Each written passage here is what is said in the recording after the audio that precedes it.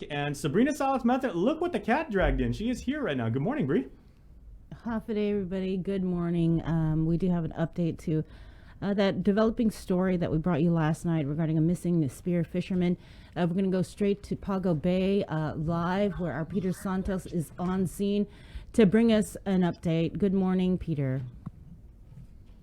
Good morning, Bree. Good morning, everybody over there. So yeah, I just arrived here to Pago Bay. The ambulance has just left the scene. From what we know from spokesperson Kevin Riley, the 53-year-old male spear fisherman was recovered, and he didn't make it this time around. And so, just waiting for Kevin here. They're still buttoning up everything on the scene. Everybody's still here. GPD, GFD. Right. So I'm just looking at the release from GFD, pulling it up here. Guam Fire, Coast Guard, the Navy's HSC 25. They were participating in the search for this fisherman. I believe the last time he was seen was yesterday, late afternoon, around 4:30. He had gone out fishing and he had not returned at the time that they thought that he would. And so ever since last night, I think that's when we had broke the story. And you were on the scene, actually, right, Peter? Yep, I was on the scene. If you can see right here, they still have all the jet skis out. Everybody's just still in the water at this moment. Mm-hmm. And so last night they had helicopters from the Coast Guard. They also had a bunch of different fire engine units come down. It was a really collaborative effort. I believe Zonia Fire was here scouring the shores because the current was pushing in. Mm-hmm. The Special Operations Division, officers from the Guam Police Department, they also joined in the search. And I believe at around 7:34 this morning is when they were able to locate the body of this missing fisherman. The only information we know at this point is that he is 53 years old. Is there any other information you were able to glean from anyone on the scene as to who this spear fisherman is? As per Kevin Riley, the residents around the Pago Bay area said that he's a regular fisherman. He comes here all the time, and he usually sets out at like 4:30, like he did this time.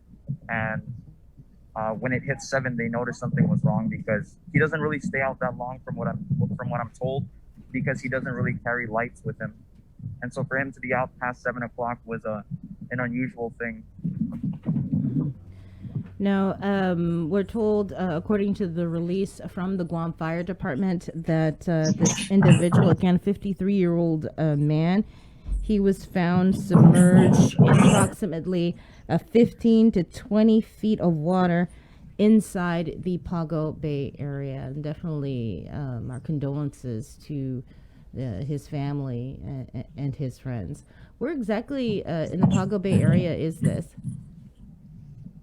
So right where you're right before you go to the bridge, there's that left turn if you're heading towards Zonia, and then it's a little road going down into the beach side. Mm-hmm. So yeah, it looks like a pretty popular place for people to come over and do fishing of all different sorts, and so I guess this was just kind of like a fishing spot for this gentleman. Mm-hmm. All right. Is Kevin available? Maybe we could get him to kind of give us an update.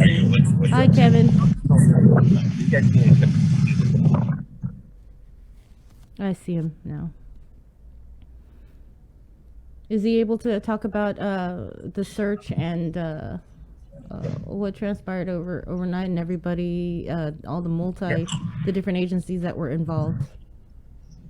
Yeah, Spokesperson Riley will be with us in just a second. I believe I can get him on right now. Let me just flip my camera. Morning, Kevin. That's Sabrina. Yeah. Half a day, Sabrina. Good morning. Unfortunately, we have some bad news this morning. As just after 7:30, our units were able to retrieve the body of the missing fisherman. He was located about 75 yards in from the mouth of the channel inside Pago Bay. We did have Guam Police Department, along with our rescue personnel out here. We worked hand in hand again, conducted a thorough search this morning at first light, and eventually within an hour recovered the missing fisherman. Mm-hmm. He has been positively ID'd by his family, and he'll be taken into remains. So his family, is his family on scene? They're on Yes, scene? they were here last night as well. Mm-hmm. Of course, we're hoping for the best outcome. Unfortunately, it came to this. Mm-hmm. Is there any signs of what might have whether he was injured in the water or anything like that? I'm sorry. Was there any signs that he was injured in the water, or right now, GP is still going to conduct their investigation as they usually do for any drowning or any death in the field. They will conduct their investigation at a later date. Mm-hmm. Do we know? Can you tell us who he was, or what village he's from? Well, we'll wait for the official. Even though some family members were here, we'd have to wait for GPD to do the official next of kin report before they release that information. Okay. All right. Well, we appreciate all of your efforts, Kevin. Thanks for coming on with us this morning, and stay safe. All right. Absolutely. All right. Yeah. Thank you. Okay. Take care. All right. Thanks, Peter. No problem. All right. All right, there you have an update to our breaking story. A 53-year-old spear fisherman who had been reported missing yesterday off of Pago Bay. Unfortunately, he was located. He was found this morning when they resumed the search at first light. He was found again in the waters off of Pago Bay, submerged in about 15 to 20 feet of water. Our condolences to the family. Chris? Yes, that's tragic. Thank you, Peter, Kevin, everyone on the scene there. As a multi-agency effort, right, Bree? Yes, they had the Guam Fire Department, the U.S. Coast Guard, the Navy's HSC 25, as well as the Guam Police Department's Special Operations Division assisting in this search. There you go.